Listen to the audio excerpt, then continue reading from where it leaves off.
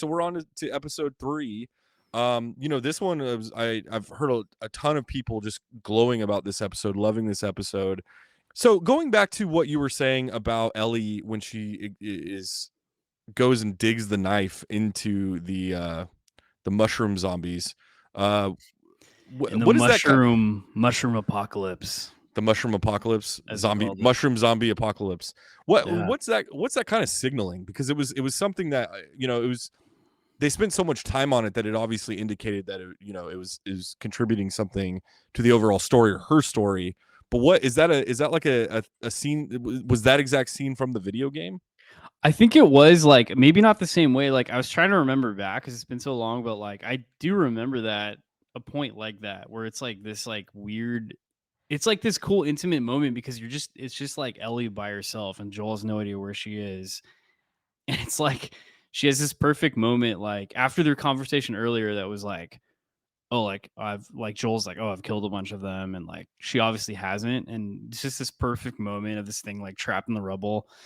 Yeah, I don't know. I kind of think of it like it's like the kid with the magnifying glass that's like just like can do whatever it wants, like messing with this thing, and like almost like this dark or like primal energy she has. Yeah. Like going back to just like being able to be like the complete master over this thing that would normally like rip her to pieces and just like messing with it. Like I think there's definitely points like that in the game where it, like showcases Ellie and her like her character where like she's like any kid growing up in the setting has got to be like pretty messed up. I mean like Right. she's been in the QZ her entire life. She doesn't know anything else. Like she knows nothing but war and chaos pretty much. So Yeah. she's got a couple issues to deal with. Yeah, no, it was a really compelling scene. And it indicated a lot more. But all right, so what did you think overall of episode 3? Like I said, there's been a lot of buzz around this episode. A lot of people are giving it a lot of high praise. What did you guys think of just the overall episode 3? It was definitely unexpected. When I sort of had an idea of what it would be because I like happened to read the like log line before I like press play. Which I was a little bit bummed out, but like So that's your first mistake. they loaded it with spoilers. Damn it. Not really, but like I kind of saw what they were going for with the story, and like yeah, I mean it was pretty crazy. Like I wasn't expecting it, like especially being like an hour and a half long. Yeah, I mean it's so different than the game. You meet Bill pretty early on in the game, and like a lot of it is the same. Like he's kind of this prepper kind of guy, like, and he's kind of like was the perfect guy that would prosper in like an apocalypse. Like he built this empire because of he was able to have all these like survival skills and everything. But yeah, obviously like almost the entire story was completely different. Like there was no Frank character. So that's definitely like that whole thing is unexpected. And yeah, I thought it was pretty cool. Like, I was kind of wondering if it was a bit long. Like I was kind of wondering like, okay, if it wasn't quite so long, would it have still had the same like emotional impact? And I'm not totally sure if it would or not, but yeah, I was definitely not expecting for it to go so far, like handle such a long period of time, like almost those full 20 years pretty much. What thoughts did you guys have? Yeah, for me, I thought it was I thought the performances and the character wise, it was really compelling and interesting, and it was cool to pull back from this. Everything we've seen up until this point is like this desolate wasteland. So it was cool to pull back and almost come into our world where it's like we're reminded of our everyday lives before this thing hit, before the mushroom zombie apocalypse, and so from that aspect, it was cool. I couldn't help feel like it deviated away from the story of Joel and Ellie a little bit too early on. I would have really liked to see something where there was more of an A and B story between the two. I think to your point, you could have cut down on some of that screen time for that story. And again, I understand what they were doing with that. They were really trying to make the audience live with these two people for 20 years and how, they were affected by all of this. And then later how that ties into Joel and Ellie. But I thought ultimately it was a weird path to take so soon on in the series. And it really just kind of it reminded me a little bit of the book of Boba Fett, where it's like it's Boba Fett's story, 5 episodes, and then 6 episode you're into like the Mandalorian season 2.5. So obviously it's a little bit different. And I know TV shows do that a lot where they will kind of transition with episodes that aren't necessarily, continuations of the previous episodes, and I like that in a certain sense. But I just felt like so early on in the story, and especially for me because I'm so unfamiliar with the overall story, I just felt like it was a very it took me out of it a little bit, but And performance character wise, and wise, yeah. yeah, Oh yeah. it was really good. Yeah, yeah, and it is weird because like character wise, like Joel is really the protagonist, and it's they try to tie it into Joel like a little bit, where like that's but really it's part of Bill's arc where he's like he goes from like this this dude that's like super self sustaining, doesn't trust anybody to like being able to be like cooperative, but really like it's using Joel for that. Like Joel doesn't really go through too much of a transformation, so he plot wise he ends up getting what he wants. But even for Ellie too, it's like she doesn't really participate in the episode like too much. Yeah, She doesn't even get the chance to meet Bill or anything, so I mean that was kind of interesting too. Like it was a beautiful story. Like I thought like Nick Offerman did an awesome job, and like I was saying before, like I don't think like it's hard to picture that role given to like anybody else. Like, as yeah, I think like he was just so perfect for that. Like, almost like it's like it's like a Parks and Rec sequel.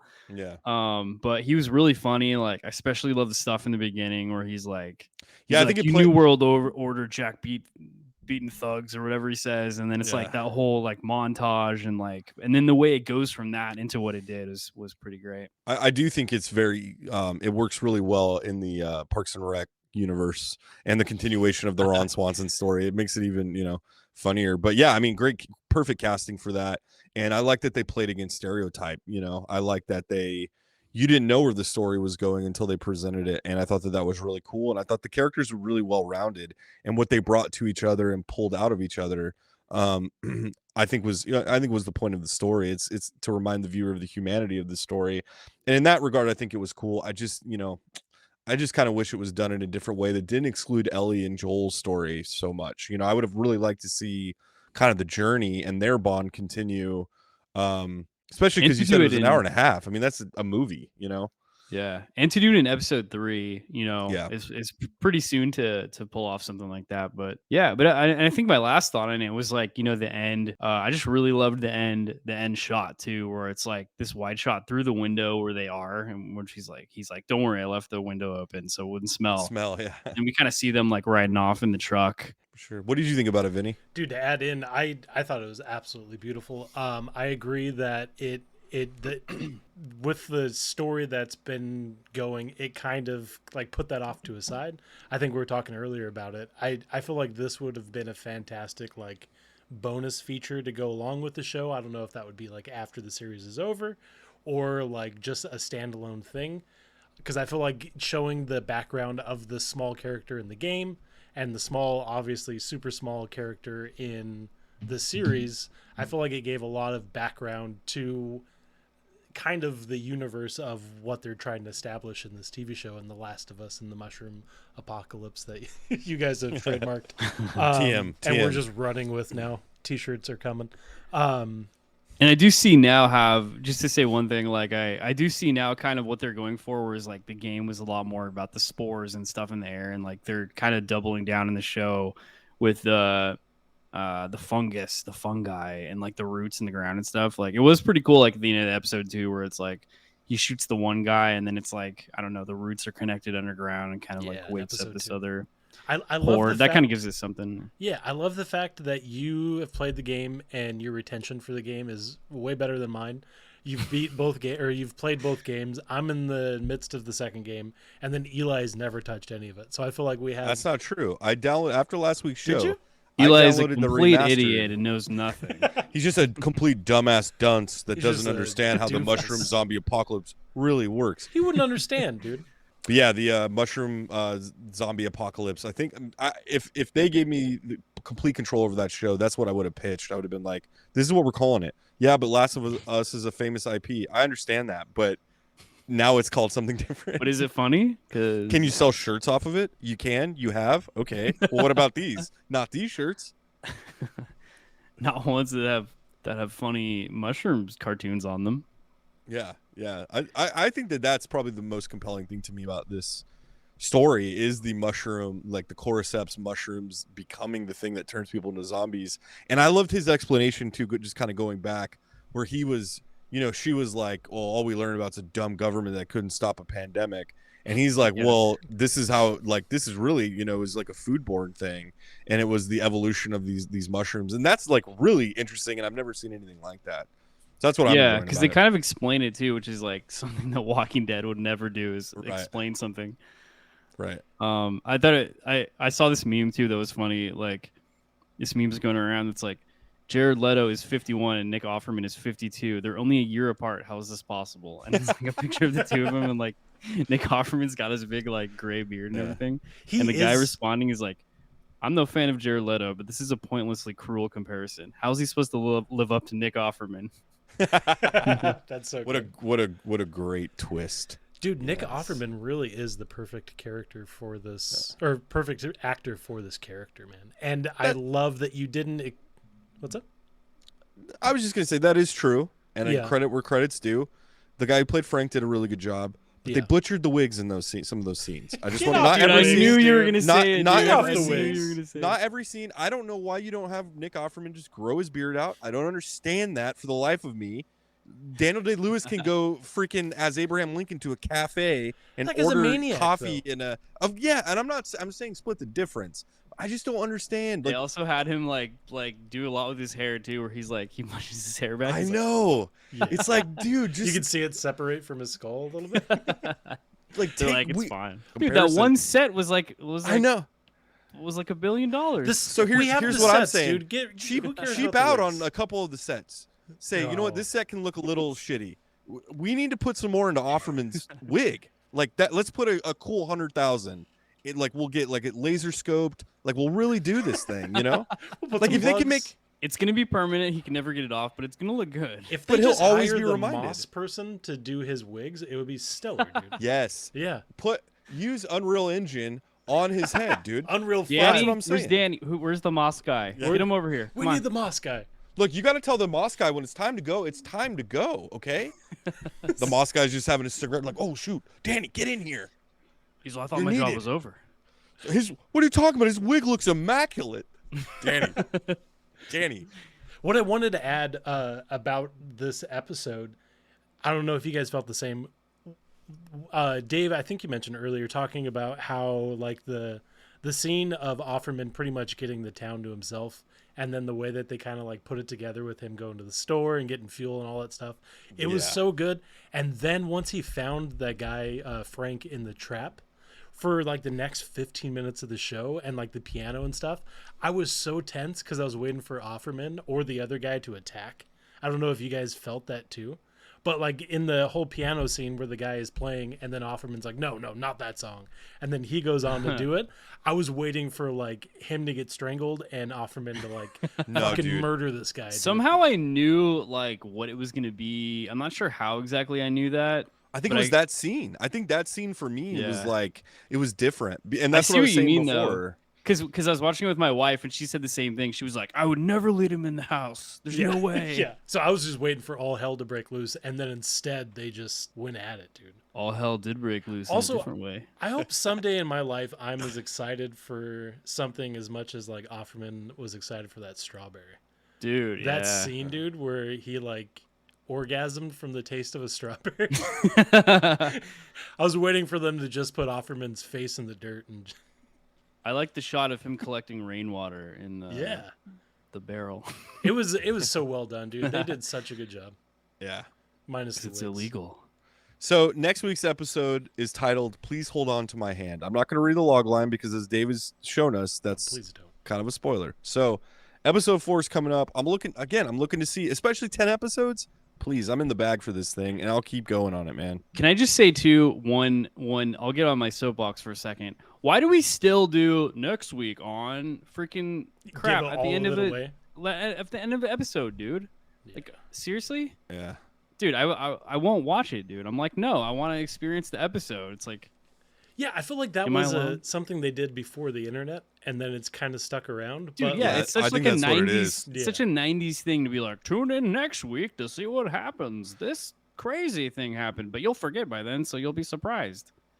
and then But instead then we'll we're just on operate our like that, phones dude. all day long, seeing the same fucking clip over Well, and well, over. why when you go to a movie theater do you have to sit through literally sometimes the half an worst. hour of previews when you're paying a premium to go watch a movie? Like everybody consumes their trailers on their phones, on the toilet, or when they're trying to zone out while they're eating lunch in their car and they're booting Western bacon cheeseburgers.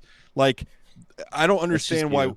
I know. Are you Well, sponsored, dude? market research, market research, dude. What can I say? I have to speak of what I know about. But I'm the everybody common does. man. Everybody watches movie trailers on their phone, and they usually get it in a banner ad from some other, That's social true, media dude. or streaming. So why do we have to sit through 30 minutes of previews? It's such a bummer. If I could go to a movie that started at 8 o'clock and know that I was going to get out by 10, I would go to way more movies. But now I'm like, no, it's not going to be 10. I'll sit there for 5 minutes You're while gonna Maria. sit there. You're gonna pay a premium for your popcorn. You're gonna watch a bunch of ads. Yeah. Because why get one monies from you when they can get two monies Well, and give you ads too? how about this? I won't go to their theater to monies. watch a movie. I'll wait till it comes out, pay $20. I don't have to sit through any, and I can pause it when I want, and I can go to bed when I want, and I can go to the bathroom when I want, and I don't have to worry about their Kia commercials for 25 minutes with Brie Larson. Like, just let me live and watch a movie.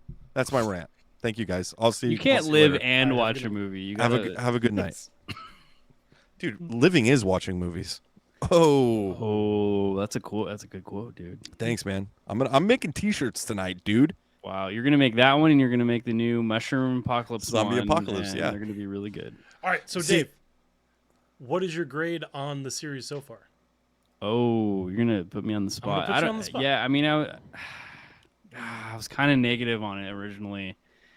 Have you turned that corner? Are you with us now? Man, yeah. I mean, I want to watch it. I'm still not totally with the Ellie casting.